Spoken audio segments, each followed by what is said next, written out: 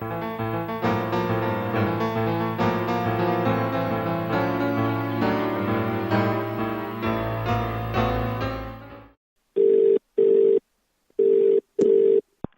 listening to Extinction Radio FM.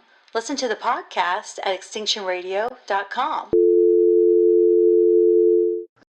In the bigger scheme of things, the most important news ever is the sustainability of our planet, isn't it? And our society and our civilization, maybe. And I always say that, there'll be a tribunal one day when the paw really eats the fan, and the newspapers will be the biggest culprits, because they are the people who communicate to the nation.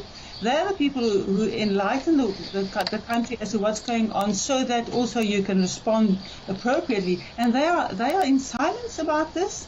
So there's actually, for me, almost nobody more guilty than the newspapers who are not saying what they should be saying. And remember, journalism is all about the truth. So if you hold back on the truth, you are not a journalist. What are you doing? You're a puppet to some company who's throwing money at you. It's just the ethics of that is completely off. Yep. Well said. It's an interesting situation, isn't it?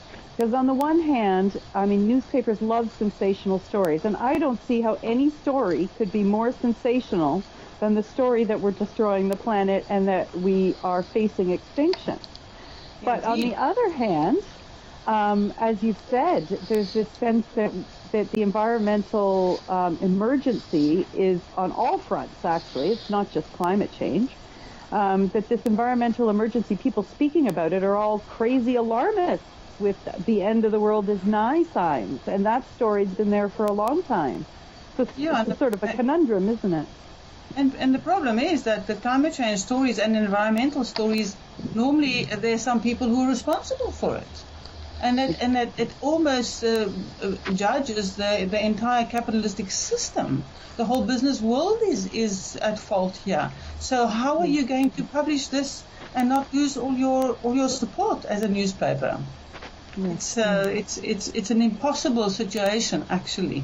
But although I have to say I'm very excited, that the Guardian is now going for climate neutrality and hugely taken on climate change. For me, that's a massive event.